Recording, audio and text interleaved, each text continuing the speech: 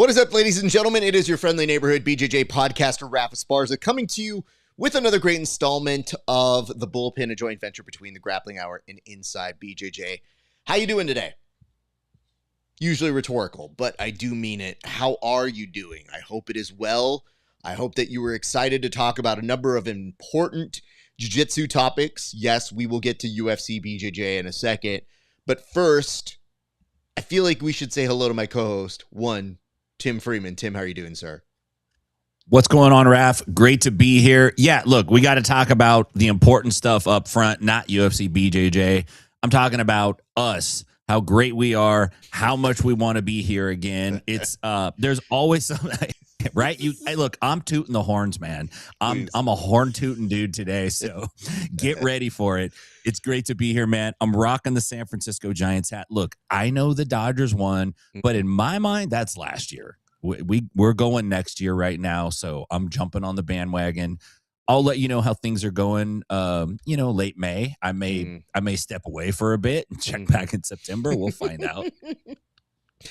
I can tell you right now, the official signing of the Dodgers. We were talking off air about the excitement that we have Edwin Diaz joining the team. And I would love to play the song, but it would take down the stream. And I very briefly played it for you off air.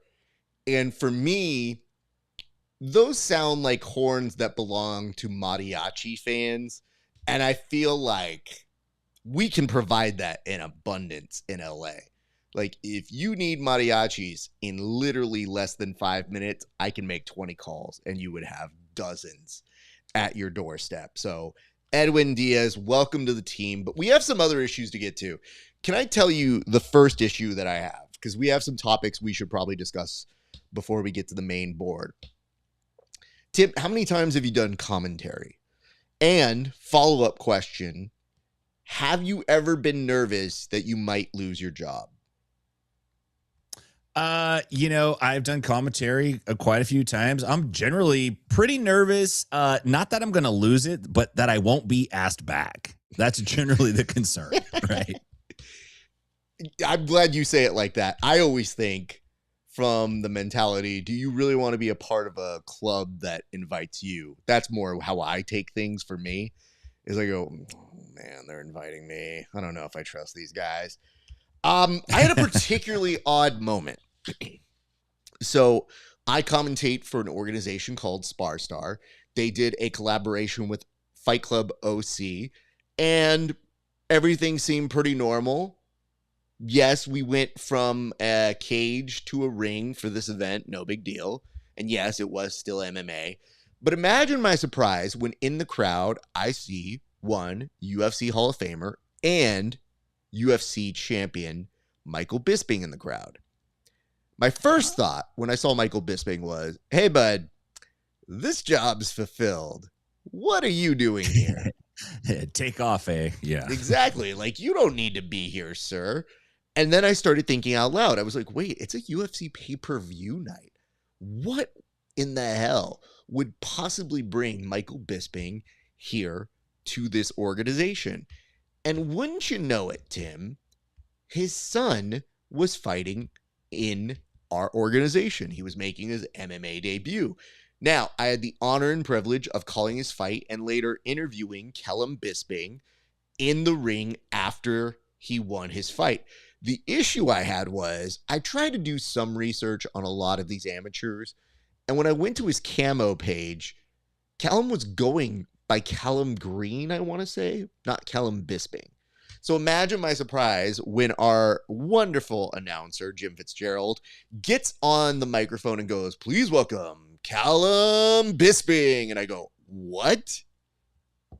Well, I guess that explains why Senor Bisping is in the crowd. And I have to tell you, Tim, it was a very interesting thing to see. Congratulations to Callum for getting it done.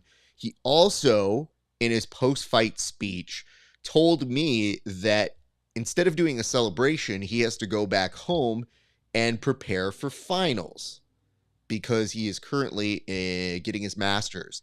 So he's in graduate studies and he can't even celebrate because he has to go back and finish finals. But can I tell you other things that I've learned since that important fight? Turns out Michael Bisping went on his show. And I was wondering, why was this so last minute? Why was this so weird? Turns out Callum didn't even tell Bisping he was going to fight, aka his dad. He and his girlfriend, maybe fiance, I'm sorry if I misread the article, but him and his girl go out to like lunch with Michael Bisping, and they just casually mention that he's going to be fighting the next day. Now, they know he's trained and he's wrestled before, but Tim, you have sons that wrestle, and they can't wrestle forever. How would you take it as a father if they announced to you the brunch the day before you're supposed to fight that, oh, BT Dubs, Dad, I'm going to fight tomorrow? What do you think? Well, first of all, if we're at brunch and they go, yo, I'm fighting tomorrow, I'm slapping the quiche out of their hand because they better be cutting weight. Like, they better be ready. If you're pulling this game, you're in trouble. But I would be highly irritated that as a at least jiu-jitsu practitioner, not the best MMA guy, but if I'm Michael Bisping, I'm like, son, you're having an MMA fight tomorrow and you didn't bother to even ask me for a teeny bit of advice? Like, nothing? That's interesting. So a little more on that. Turns out they have a very, very good team that Kellum belongs to. It's the Den. They've got a ton of great fighters. They're always on our cards at Sparstar. And Bisping actually let that coach have his time. So Ben Jones is the head coach for them, and kind of let him go under the wings of Ben. However, after the first round, Kellum got to mount, got a takedown, and then his opponent reversed it on him and ended up top to finish out the round. Michael got up out of his seat and was like, all right, you know what? Here's some advice. And the next two rounds, wouldn't you know it, Kellum was on top. He was able to finish both those rounds decisively, gets the win. So I like that Bisping was like, I'm going to let you be your own man after this first round. I need to make these notes. So I think it's kind of difficult because I'm torn on it. Not a father here, so I can't even speak on that realm. But you mentioned something about being a martial artist. If you have one of the biggest practitioners of all time and a storied champion at that, they do have valuable information. I think the real key is, how do you as the son make your own name and stand on your own? So I was torn. Yeah. And I do get it, but yeah, it was a lot. But nonetheless, a very happy ending for the Bisping family. And you know how kids think about their dads. Mm-hmm. You know, this Bisping Jr. here is like, man, I see my dad scratching his ass in his underwear in the kitchen half of his life. Like, he ain't gonna tell me nothing. I don't want to hear it from Pops anymore. You know, that's kind of the game sometimes. It's difficult because the other part of me is the broadcaster. So there's also a part of me that wonders how Michael would have called it too. So yeah, on air, I was just kind of like, hey, this kid didn't put he was a Bisping, and yikes. That is interesting. That's an interesting move. Maybe he's fighting under a pseudonym. Yeah, but I will say this. Very fun. Happy to call it. I hope they liked it. And, what a wild thing this is, because I'm used to calling so many different fights. It doesn't really register to me until you have a UFC Hall of Famer that you look at, and you immediately don't think, oh, maybe he's got a kid fighting. The first thought you have is, hey, bud, job's filled. Get out of here. So there be that. Tim, do you have any things that you'd like to bring up before we get to the board that don't deal with the board that you think are relevant or fit for discussion, sir? You know what? Really, which I think leads into is an on ramp onto the first topic on the board, but Hmm. a couple things. One is Musamichi resigned with the UFC, and Mhm. I swear I read resigned at first, and I'm like, that little what is this guy? But then I realized like, no, that says re. And then the other thing is Craig Jones once again going hard in the paint on the UFC, mocking their live numbers. You touched on the announcing a little bit. I think they made a blunder when they said like this is basically, the ultimate jujitsu event is happening right here. This is the most important thing. And then Craig just takes some screen caps and posts it. And it's like, God dang, man, you guys never learn. You never learn. So All right. Well, I hear what you're saying there. Let's put that theory to a test. Last night when I went to bed, which was late, it was at 245,000 views. It is still at 245,000 views. I can tell you in the past, it has not been like that. There's been a small jump. Now, it's not to say a small jump won't happen there, but let's do some math here. I'm so glad you brought that up. I think that segues nicely to our first topic anyway. So I'll put the time on for this. Tim, 215 or 245,000. Actually, no, I take that back. Oh, it went up 30K since I went to bed. That is a different marker. I had done some math yesterday. And do you know how many subscribers the UFC has to its YouTube channel? I have no clue. I would think to their UFC, is it the Fight Pass YouTube? I I'm think they have talking a about couple just hundred thousand. UFC on YouTube. Oh, Just well, people who can subscribe for free. probably a few million, I would think. 21.6 million. Okay? Okay. So, I always like to think, how much do they have an advantage? So you have 21.6 million subscribers, which means you can get that in front of the biggest amount of eyeballs for most organizations. Like a lot of smaller jiu-jitsu orgs will dream of these numbers. They won't reach them, but they also don't have the amplification of the UFC. So I thought, as an experiment last night, because I was like, I can't fall asleep, I got to do these numbers. I'm like Egg, which, by the way, good afternoon from your other alias, Egg. We appreciate you. That's where you guys can tune in for a show, by the way. 245,000 divided by 21 million. Any guess? Dude, I don't know. I'm not a mathematician. You don't need to be. What if I were to tell you, Tim, that of all the UFC subscribers for their free channel on YouTube, it barely registers as 1%. So this idea of getting in front of MMA fans, it's not hitting yet.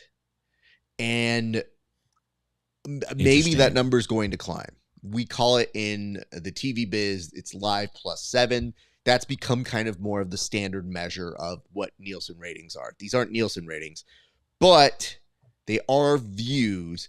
So just going off of the views, thank you, Egg. I'm so glad he does the math. Yeah, here you like doing all this math. I can't even figure out which Tackett brother is older. I'm still trying to like figure out that math, and you guys are like, "What's 17 million divided by 2?" But the reason why I bring it up is this: it is a matter of saying, how much does the UFC's clear advantage of having that many subscribers who literally have it for free still kind of say, I don't know. And that's not even talking about the matches themselves, which we can get into and we will. I'm just saying Craig is not necessarily lost in this argument about the UFC. And it might give more credence to why, if you do air on Flow Grappling, just take a guess. How many people do you think subscribe to Flow Grappling for free on their YouTube? It's got to be less than 1 million, I would think. I think you might be surprised, Tim. Flow Grappling. Maybe it's more. You're not far off. Flow Grappling has 700,000 subscribers, which is still one of the best in all of jiu-jitsu. So, like, it's a pretty solid channel. You have to figure that if they put on their free component, meaning their, let's just go back and see what CJI did. Oh, I can't go back. Actually, no, I can. They did leave it up there. I thought there was talk of it taking down, but they left it up there. That did 1.6 million views for day 1 of CJI 2 and 1.2 million views for day 2 of CJI 2. You know what that means? It means they're overperforming on their channel. So score 1 for Flow Grappling, that they would be able to do those numbers despite the UFC's clear advantage there. So it goes to show that when we say who's the biggest, I still think it is the Craig Jones Invitational, inflated numbers or not. I think you're right. I mean, if you're just talking about in terms of event, if we're not talking about like comprehensiveness, schedule, just what is the event that gets the most looks? It's CJI. You don't, anybody that's doing jujitsu and has been involved for a minute, it's an absolute no-brainer. Like, duh. So I'm going to reset the clock. I'd love for you to tell me if you had anything that stood out to you from yesterday's competition in itself, sir. Yeah, man. I enjoyed the matches. It was a decent card. It was really nice, and congrats to the PGF veteran Landon Elmore. Came out and looked great. You know, when you watch a match like that, it was so frenetic. The pace was so fast. When you walk into the room, you're just like, you don't know what belt level you're watching, because you're literally watching two guys that look like they're fighting for their lives. But Elmore looked really nice with his counter sub. Great job to him. Varela, nice match. You know, it's just like Andy's one of these guys. His coach told me one time, he said, Andy's like a cat. You can't like make a cat do something. The more you try to make a cat do something, the less that cat's going to do something. It's like one of those kids that they kind of get away from you at the theme park, and you're like, hey, come back over here. And if you walk towards them, they run away from you. You almost have to be like, oh, that's fine, we're leaving, and just turn around and take off. Like, the more the ref, and I think it was Jason Herzog, I'm not positive, the more he tried to get involved in that matchup, it was like the more Andy was going to stunt and be Andy. He did get a heel hook submission. Look, it sucks that, his opponent Malof got injured, but that's grappling, man. If you get injured, you lost. That's just how it works. In my book, that's a win for Andy. So nice job for him. Oliveira's Nagai, dude. I was really impressed with Nagai, and I kind of thought that Nagai was not scored correctly in that match. Like, having Oliveira's win all 3 rounds, I thought was insane. I thought Nagai, especially the first round, Nagai looked fantastic. Same. It was great. Bastos and Aliquin was a good match. Hard one to call, but I do think that one went right. The one that kind of jumped out to me that surprised me was Canuto and Alan Sanchez. It just seemed to me that the pace of Canuto in a 5-minute round, I don't know if Sanchez just wasn't like into it or ready for it, but it just seemed like Canuto's pace was just a little bit faster. I was surprised, although Sanchez did some really slick things during that match. The challenge with Canuto is he's a smart grappler, and he picks up on what you're doing and makes adjustments to it, but I thought he looked great. Bellamere, I'd never want to grapple with Bellamere ever in my life. Like, she's basically has the attitude and the chutzpah of Frank Mir, but it's Bellamere, and she's going to let you know. Man, I thought the Tackett brothers both had good matches. It's a pretty tall order to beat Ronaldo Jr., so hats off to him for winning. And then, of course, the younger Tackett, Andrew, beats Elijah Dorsey with a heel hook. So overall, man, I thought the matches were good. There was a part of me that saw it and thought, damn, man, so many people have put in so much time over the last 20 years to like get this to a point to where it's even viable. And then it's like, you know, big bad corporation from next door steps in and goes like, we'll take it from here. You know what I mean? We have this amazing bowl and it's the number one event of all. It's like, damn, man. How can you guys do this? How could you do this to us? Overall, though, I thought it was a good card. Allow me to give you some more reasons as to why the big bad corporation is still in its infancy here. Please. Okay. Here we go. And I should give myself time on the clock because I want to make sure I rein myself in. I have things to say. All right, let's go down the line. First, Andrew Tackett, dominant. Looked great. Very proud of him. Ronaldo Jr. looked amazing. Let's not take anything away from that. Finding out that William Tackett had a rib injury, I feel so bad and explains so much more. But, like, you know William Tackett is a smart grappler. It looked a little weird.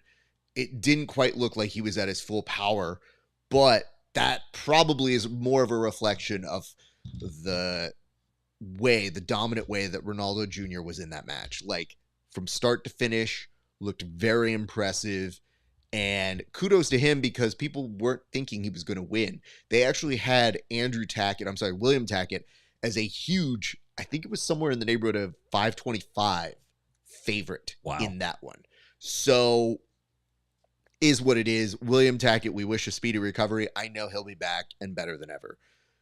We're bypassing part of the lead here, which was that Laverne dominated Canuto in a major way. And I think that was a big shock because Canuto was almost expected to have a coronation last night. And she's an incredible competitor. She had never really faced something like this before.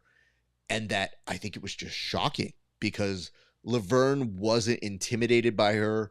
Not only that, but then had a nasty submission on her. And she even mentioned a little bit later, by the way, and this is my favorite part of the post speech, is she was like, I don't like hurting anybody, but I will. And that's just the magic of jiu-jitsu. And it's like, I didn't know which way to go. Like saying it's the magic of jiu-jitsu after saying you don't want to hurt anybody is perhaps the greatest 1-2 punch of all time. But I want to give her congratulations. She had an amazing performance. I didn't even necessarily think she was going to win. I thought Raquel was very likely going to be crowned the inaugural champion. So to shock everybody like that is part of the reason why we are compelled to watch the sport. Bastos obviously looking amazing. Canuto, very sly, very slick, and was able to really put a strong emphasis on why he is important to that organization and remains a key member to making things exciting because Alan Sanchez can very easily, like he was calling himself more of a sloth or like a slower paced version of it. Canuto was able to source that out and looked very dominant and even got the Miyagi nose plug at one point. So props to that. Dorian Oliveras did look very good. I don't agree that he took the first round. I thought Nagai actually had more of the submission attacks. Having said that, rounds 2 and 3 completely dominated by Oliveras. And I want to point this out. We saw it a little bit at trials with, I think it was Corbe. You can kind of push Dorian Alvarez for a little bit, but if you get any advantage, you have to take advantage of it in that short amount of time. Because once he revs back up, he has a pace that will just exhaust people. And there were a couple times where Nagai was in on leg locks that looked pretty good. And it looked like even the commentators at one point said they thought that Oliveras tapped. So there's that. Bellamir, A+, Landon Elmore, you know how I feel. Great stuff. Yeah. Here's what I want to talk about. Oh, sorry. Go ahead. No. You're not jumping on me. I want to make this clear that the camera is on me so that you're not saying this as well.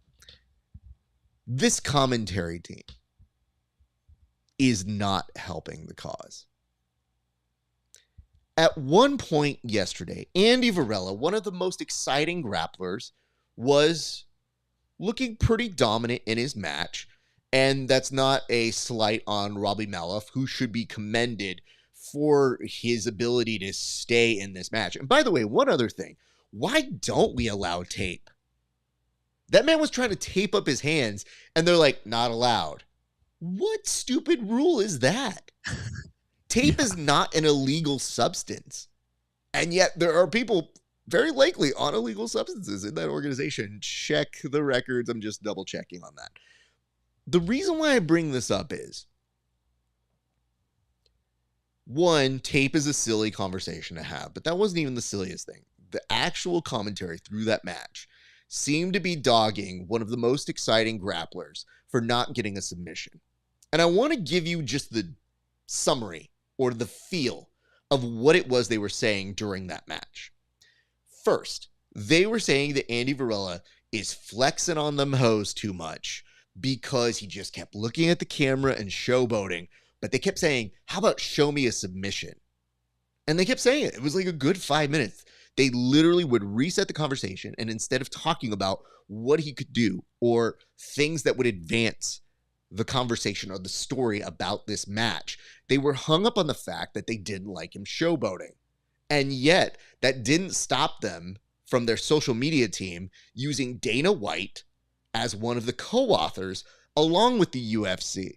So, are we building drama? And I take them at their word. I think they really did feel that way. It was just dumb because then a few seconds later, surprise, he got a submission. And when he did, absolute crickets. No eating of crow, no saying like, hey, it was worth it. Nothing. As a commentator, you have to own it when you have those moments. And they do happen. But if you're dogging an exciting athlete and saying, man, he's not giving you a show, it looks like he was giving you a show. And then when you use it on the social media to then say, oh my God, look how exciting this is. I think it is worthy criticism to say that when we're looking to make the sport more exciting, we need to be better about how we are communicating the stories behind these matches. It is a mix of analysis, storytelling, and educating the audience. And it feels, at times, they might pick one of those. And to me, that was a huge issue throughout. Not just that match. It happened throughout the rest of the night. So I would like to say, I think those people are very talented, very educated individuals. But now you got to think, how do we continue to expand this audience? Because I know numbers, and they did go down last night. So that would be area one. If I was producing that show, I would look at. Tim, your thoughts?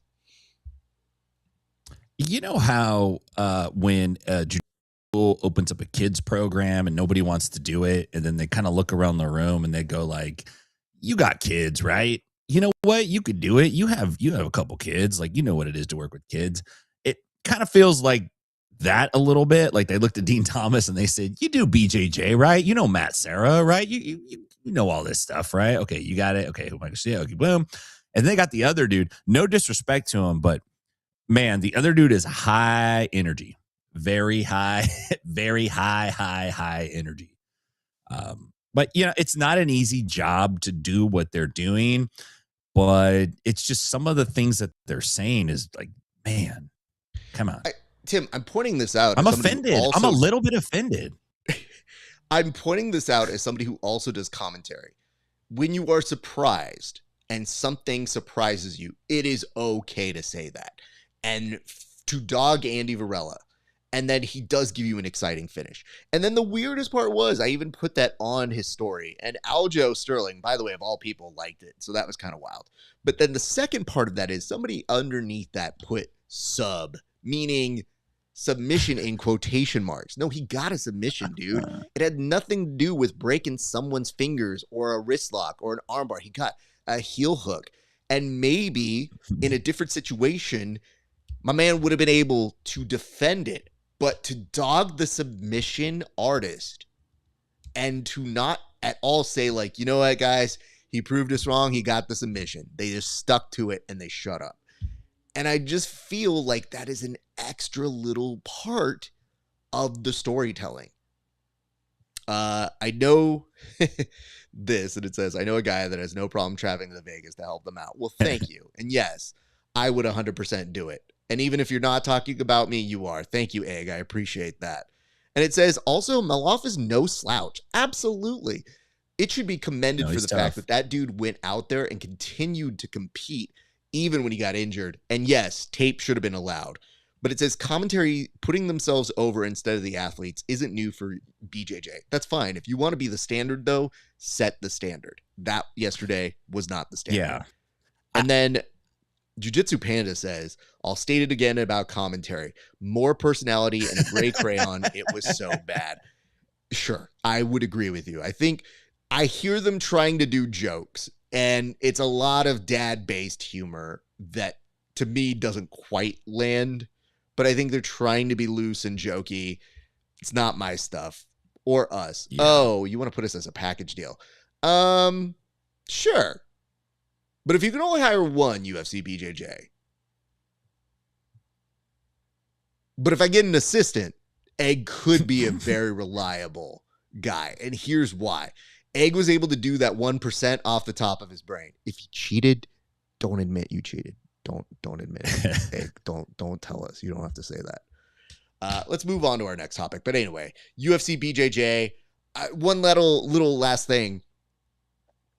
I do appreciate that this time, even though they don't have dance partners, they didn't put Mason Fowler or Mikey Musumeci against a shadowy figure and say, we'll see who they're facing. They literally just put a photo of them up and said they will defend their title next year at these events. And I thought at least that presentation's a little bit better, but why don't we know who they're facing? That's it. You had Elijah Dorsey against Andrew Tackett. That is a very viable name, but it seems like the deals are not in place, and it begs the question, one, why? And two, maybe, just maybe, what is the holdup here? If we're trying to build out these divisions, that's fine, but as somebody very sweetly said once on this show, are they waiting to see who wins No-Gi Worlds? Are they waiting to see who those people are that are buzzworthy enough to get in there? And it feels like that's what it is. And it says, I have a minor in math. Did it in my head, sir. See? Good. You know what? Real quick, though, the problem that this presents to the other jiu-jitsu organizations, whether they recognize it or not, because they did make mention of one of the guys in there last night, and I'm sorry, I don't remember which one. They said, oh, he won XYZ recently. And there's like this idea that, hey, if you win your promotion or your show or your whatever you're in, then you might get a spot at UFC BJJ. By adhering to that, they're like putting themselves up above everybody else, just psychologically, you know? And it's like, no, that's the absolute wrong thing to do. It's like, if you win this event, congratulations, you're awesome, because our event is the event, not, oh, now you qualify to go fight in the bowl. Come on. It just feels like it's a cheaper way of getting talent. It is. Absolutely. Pardon the metaphor here, people, but it feels like they went to the Home Depot, you know what I'm saying, and picked up some available grapplers, like day players. So day players, just saying. What's your day rate, dog? Dana's like, hey, what's your day rate? Do you have a day rate? Hey, you fucking dummy. What's your day rate at? How much would you grapple for?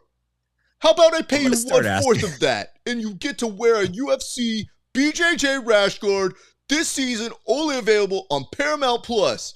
Get excited. You definitely won't be on the White House card because yikes. Anyway, tune in. That's going to be my next move. When I meet people, I'm going to ask them, what's your day rate, dog? Every man's got to know his day rate. What's your day rate? It's a very important thing to go over. Let's move the board here real quick because, Tim, you had this one down. I'm going to let you take it because it seemed to be of interest to you. But you put up that a certain competitor was very forthcoming about maybe some attributes that help them have a big win in competition this past week. Congratulations, Luke Griffith pulled off a pretty fantastic win against Felipe Pena. There was some drama. I personally felt like Griffith held on to that choke, that face choke, a little long. Like the ref had already kind of like, you should be off. But whatevs, that's how it goes. Pena was a little bit irritated, but not that irritated. Big Dan was looking for a fight when he ran onto that mat. He was like standing there staring at Felipe. He's like, I already lost, dude. Like, you want me to fight again?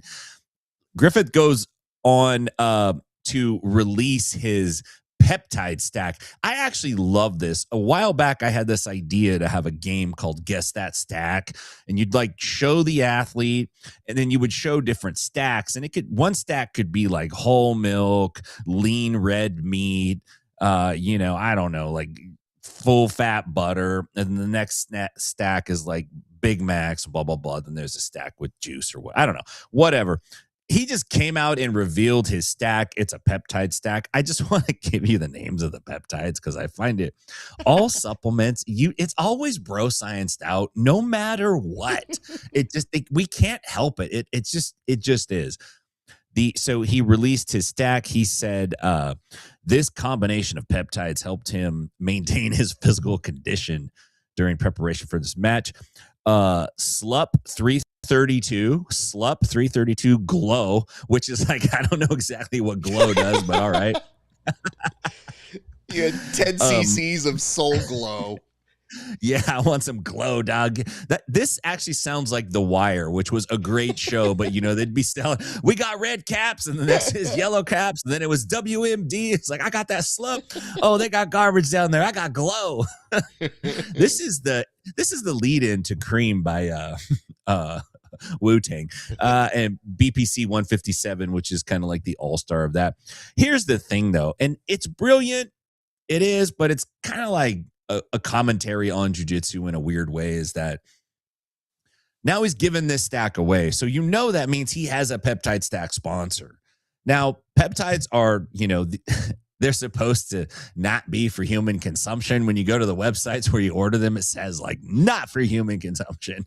And that's, I guess, their workaround for it. But I found it humorous. It is kind of like an interesting commentary on sports in general. Lots of athletes are taking peptides. There's not a lot of, obviously they're not FDA approved. I don't know how sports feel about it. I don't think many sports are even testing for these yet. I'm not positive, but I assume they're not, maybe in the Olympics.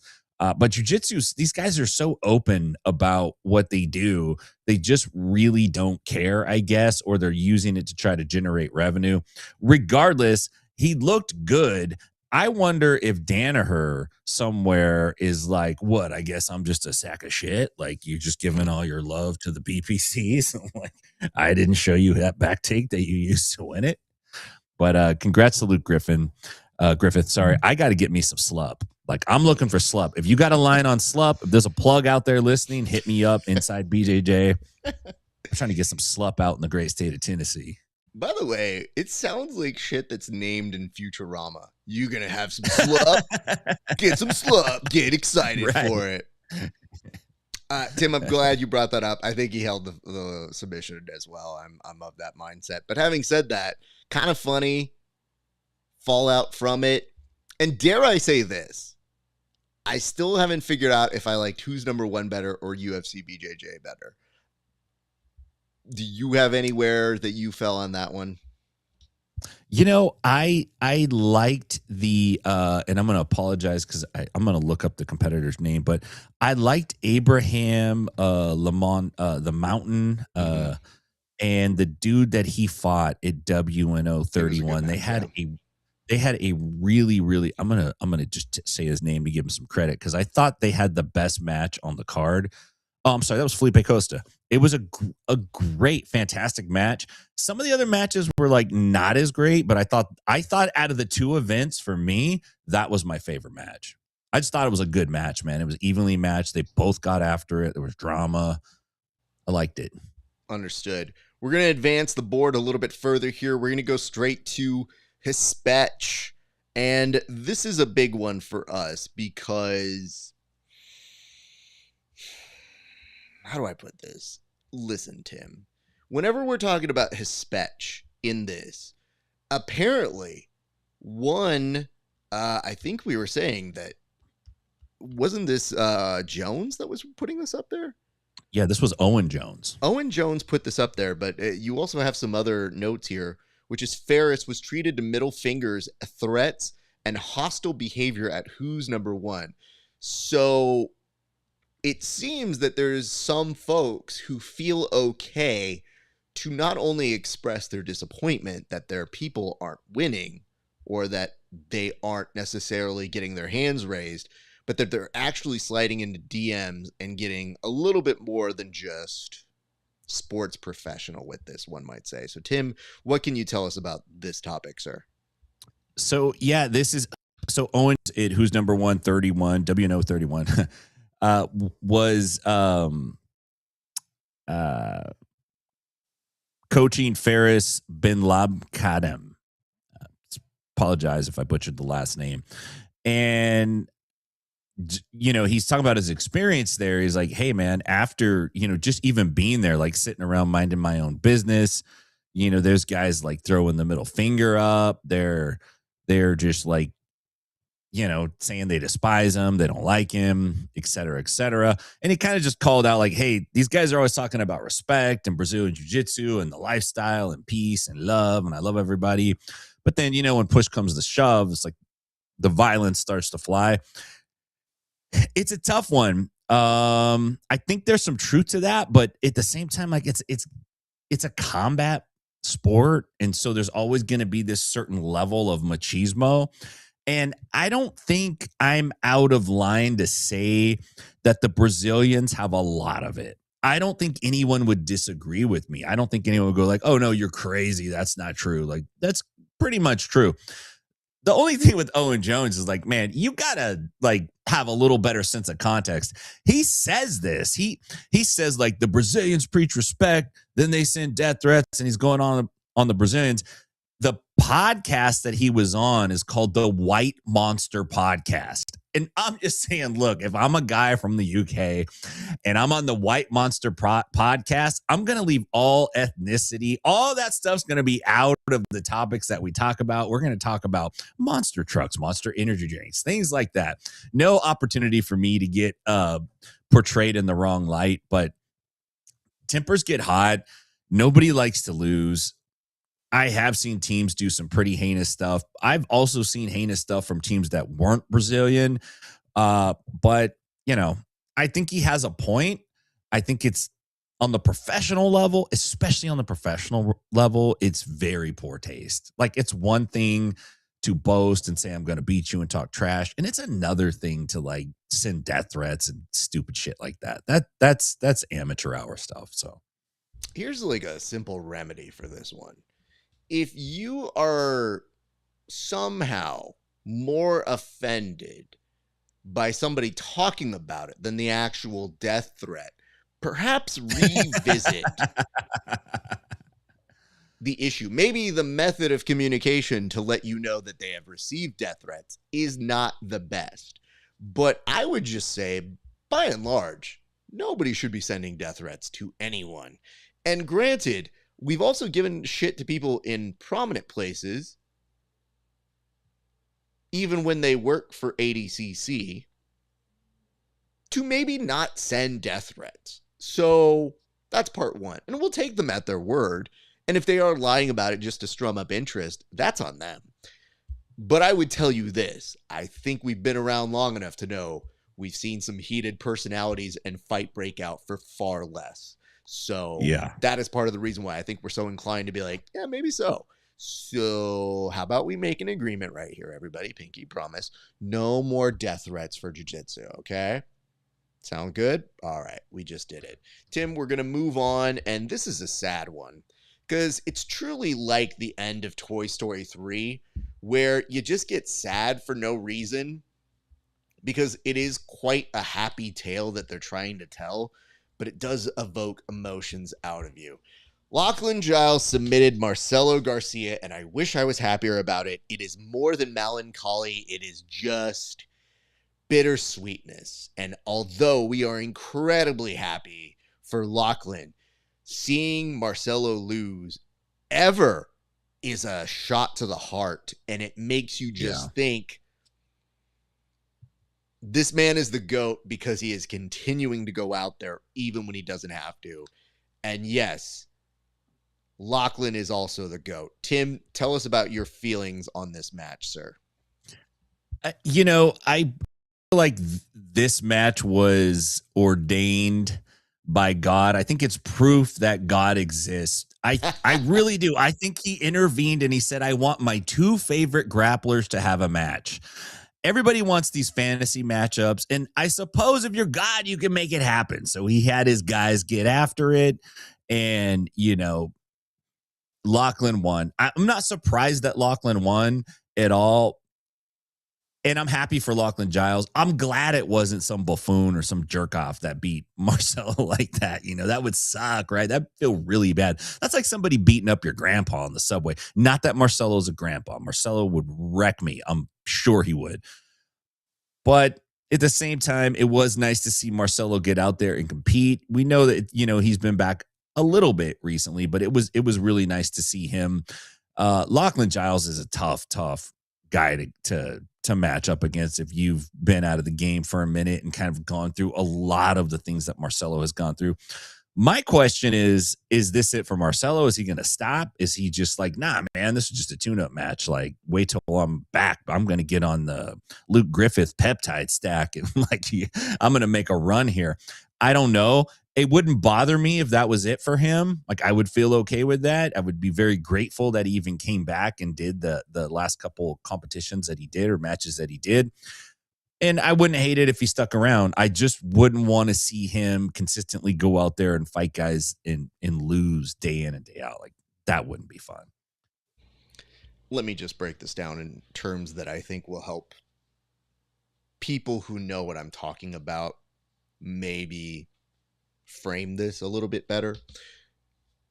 In pro wrestling, it is said that you often go out on your back, meaning you put over the next generation.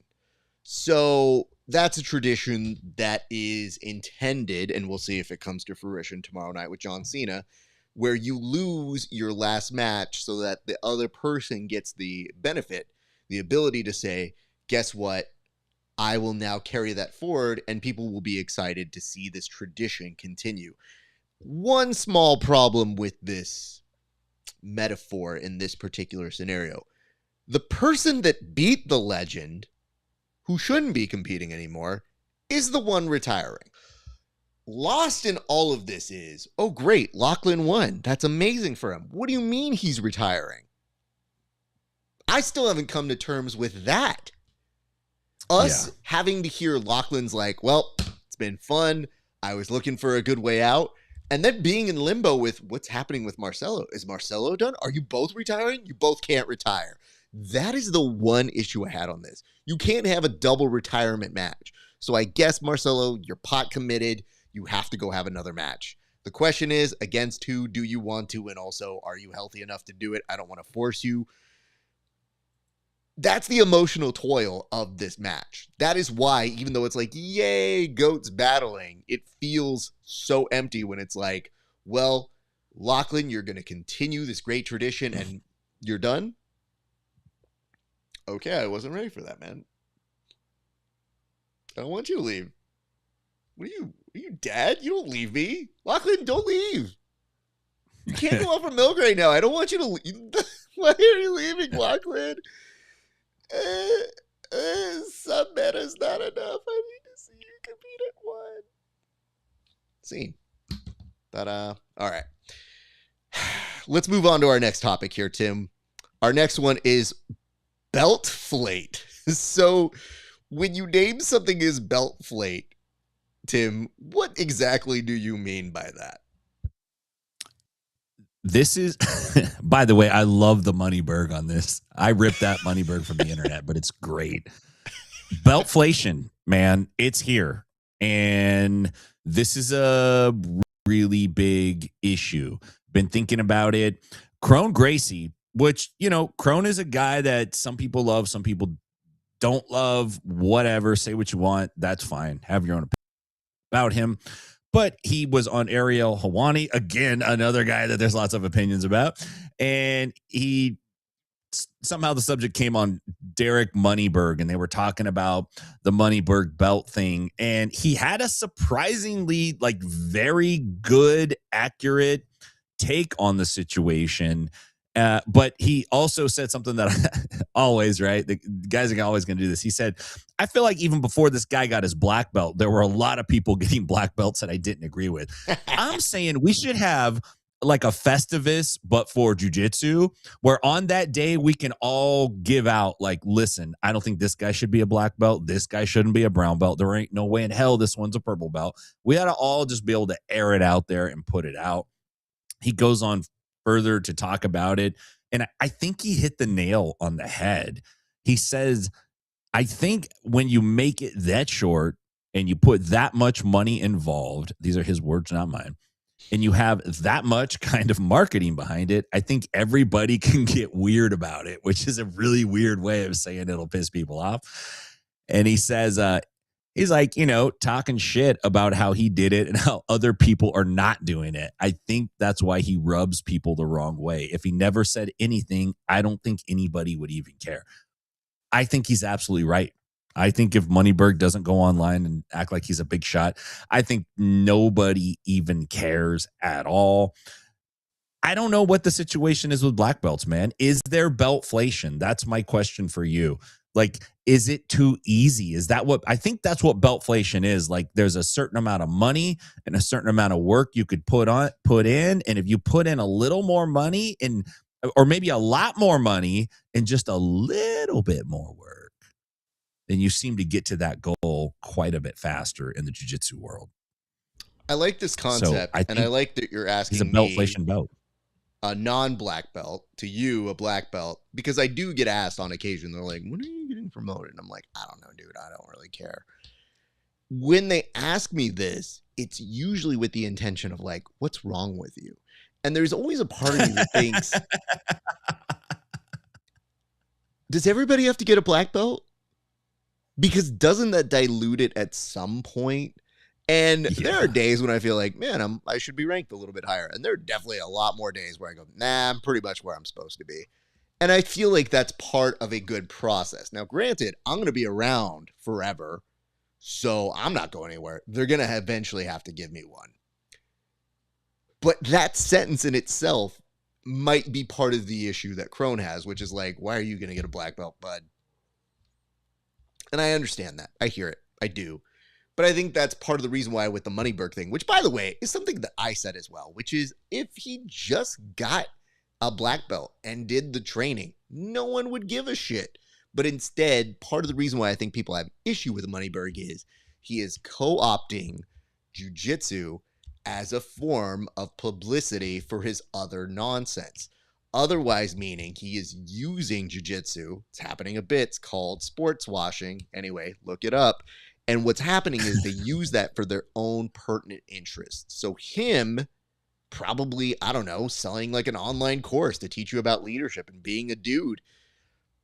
Maybe he would use jiu-jitsu and several big jiu-jitsu names to get the attention and look like he's holding them hostage. Yeah, I think that's closer to what Crone is talking about. Because if he didn't just say jiu-jitsu was easy, oh, you guys are idiots, there's an intention behind that. So the question is, what's the intention? And I think part of the reason why people hate it, aside from being told they're dumb, is the fact that they can see right through it. And so there are a lot of disaffected youth who feel like they're speaking to him because they say, you know what, man, I wish I had a strong male figure in my life that could tell me how to make money. It's a home run for almost all of Joe Rogan's listeners. So when you have that, and you have somebody who has Gordon Ryan next to him, it's like, well, I want to be good at jiu-jitsu like Gordon Ryan. Maybe they'll tell me something. These are very similar to the things that we've claimed. Crone said it, and then all of a sudden it's like, well, two things. One, you're now listening, but two, maybe we're not wrong. And that a very seasoned black belt who is very good feels the same way. So there's that. And it says, great. Now I'm wondering if I'm a victim of belt-flation. You are. I'll just answer that one easily. If you're wondering, then you are. That one works. It's so easy to say that to somebody I know. So that's why it's very funny. Bryce, you're fine. You're where you're supposed to be.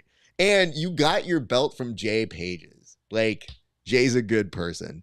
And it says, I'm surprised Moneyberg doesn't own a PGF team yet. Do not speak that into existence, you dick. If that happens, we're having issues. So there is that. All right, Tim, I think we're ready to go to one of our last topics. Now, here is the way we're doing this one.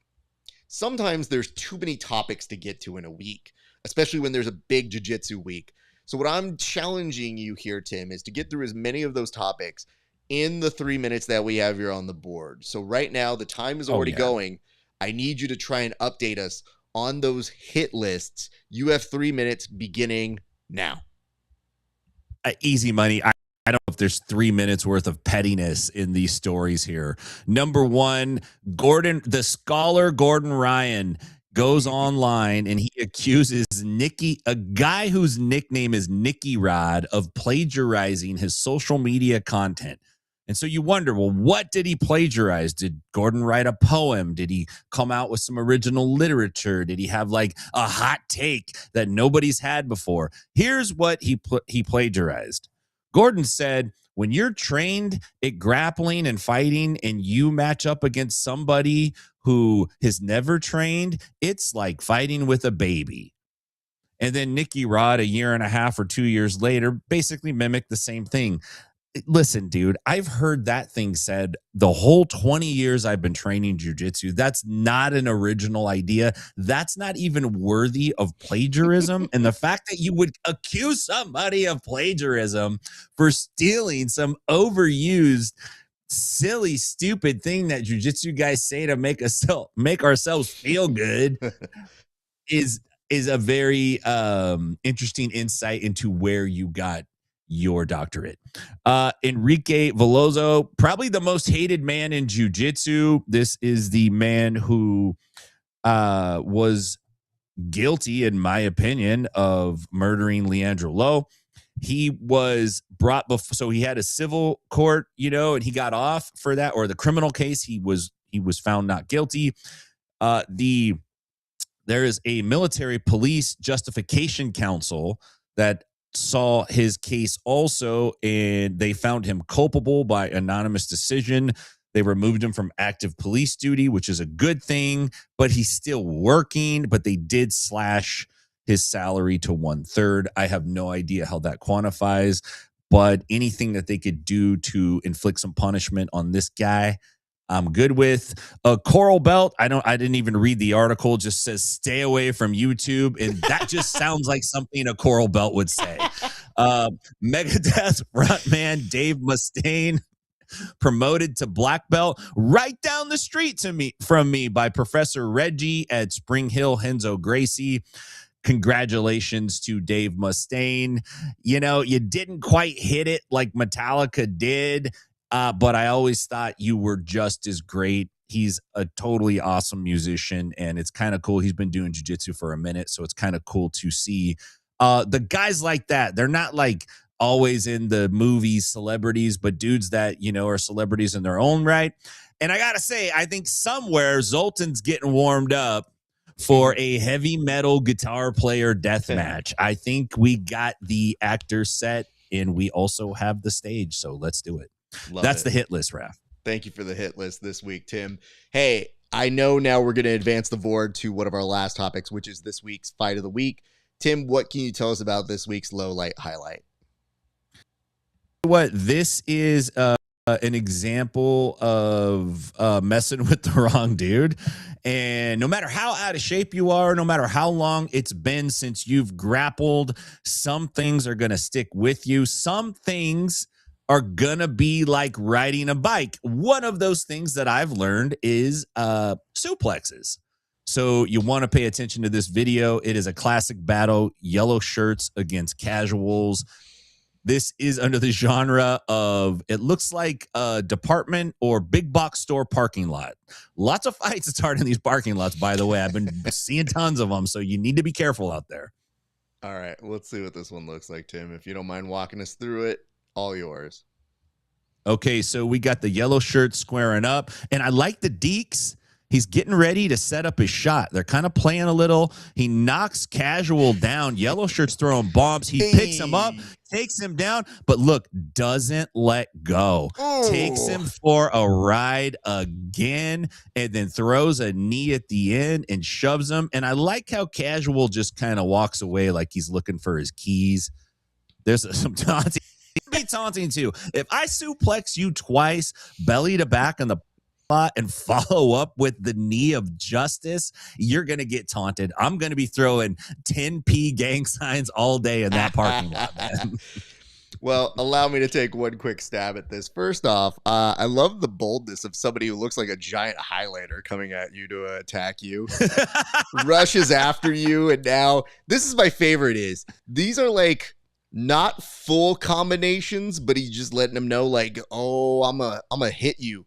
Now, other dude swing and a miss and then trips. This is where you got to look at your footwork here, people. And it's a little deceptive because look at what's happening here. He comes in, loses his balance, inopportune time, and that allows him to go to town, knocks his hat off. Very impressive work here, but the more impressive thing is the belly-to-belly suplex that happens in 3-2. And the release, you would think it'd be done. No, he gets it again and continues like Brock Lesnar at SummerSlam against John Cena, RIP John Cena, and continues to go. But this is what I love. After the knee, the reason you see the taunt is he gets up like Cat Williams in the Friday franchise, and it's just like, nothing happened to me, player. There was nothing that happened there, player. You know that I am still pimping right now. And the other dude looks at him, and of course he's gonna throw up his shit. He's gonna be like, yo, fam, you got suplexed. Not once, dose. And that, my friends, is the fight of the week. Tim, why don't you tell the people where they can find you, good sir? Yes, sir. You find me at Inside BJJ, your favorite social media platforms. If you are out in Nashville, come see me at 10th Planet Nashville. If you're out in Stockton, see my homies out in 10th Planet Stockton. RAF, great to be here, man. I love the yellow marker line. Like you got your ass kicked by a yellow highlighter in front of your wife at the Big Lots. Like you need to go work on your manhood for a minute, dude. All I ever think of when we do these segments is if I was hanging out with my cousins on like some recliners somewhere as this fight was unfolding in front of us, the first phrase would be like, look at you. And then it's the metaphor or simile or analogy that happens. But when I saw that bright yellow, I go, sir, you are not allowed to fight looking like that. That's like, are you wearing some LA Knights? Are you BK Knights? What are you doing here? You have shoes that flash up here, sir. Anyway, Tim, you can get on out of here. I appreciate you, sir. I will see you back next week, my man. All right, man. Take it easy. All right, you guys. That is going to kind of do it for us here at the show. A few quick reminders. If you do enjoy this show, we would love it if you guys could give us a like, a subscribe, a follow, wherever it is you're watching. I did see a note here that says, definitely thought this was PTI. Don't hate it. Maybe give us the views that they should have, because that's kind of nice. I do notice this. Yes, Egg, I was going to plug you next. Elijah Carlton on Egghead Scramble in less than 2 hours. You can find that at Egghead Jiu-Jitsu on his YouTube channel. Last week, he was able to get some great information about what is going to be up next for the Philly Phenoms.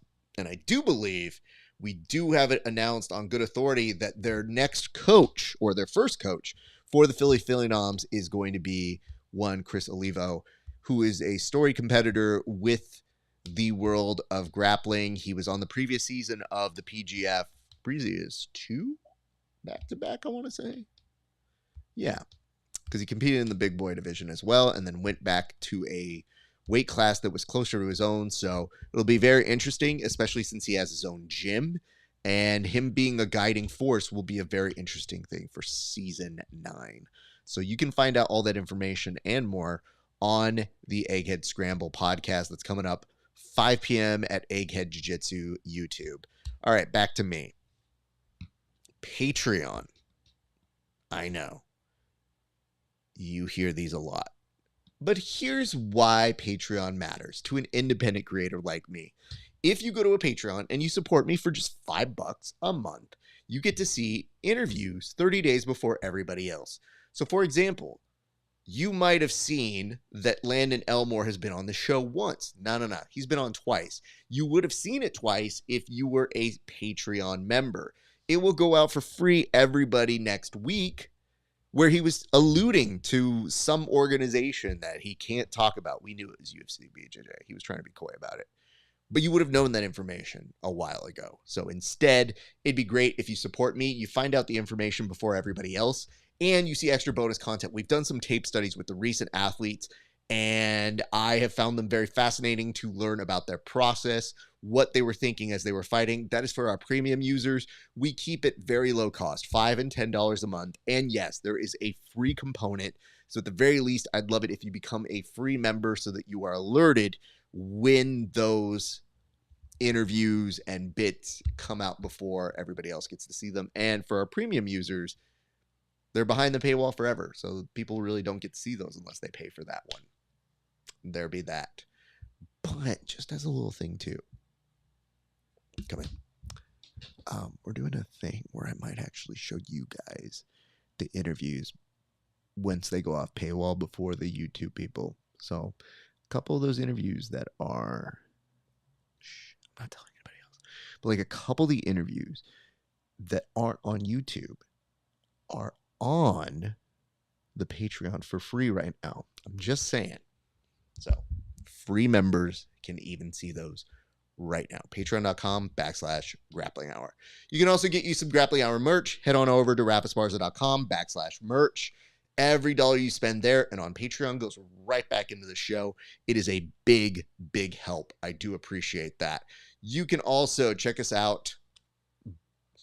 We won't plug that one. We'll just say like, comment, and subscribe if you haven't done so already. It really does help wherever you're watching. Tell the people you like the show. And finally, if you want to continue the discussions we have here on the show, you can check us out on our Discord. All right, friends, that's going to do it for us this week. I thank you all for joining us for a very special edition of the Bullpen. We will be back here next Friday. We will likely have some coverage of the No-Gi Worlds, as well as some of the fallout, I'm sure, from the UFC BJJ that just took place. So lots to talk about, even though we are coming up at the end of the year. And my thanks to you for sticking with us for this entire episode. But ladies and gentlemen, it's been a great day for grappling. We'll see you back on the mats.